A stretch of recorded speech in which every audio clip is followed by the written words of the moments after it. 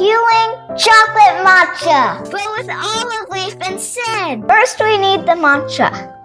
This is a traditional matcha. This comes from the ground up olive leaf. This is pretty bitter on its own. We love having this every morning. Now I get to add the chocolate. So we are going to add a few teaspoons of cacao.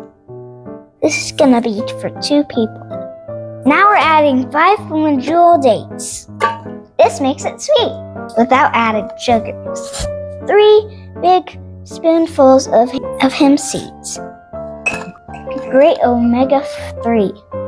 Before I blend this, I want to tell you about some benefits of the olive leaf. The olive leaf is anti-inflammatory. Also, good for cholesterol. Help lower blood sugar and blood pressure.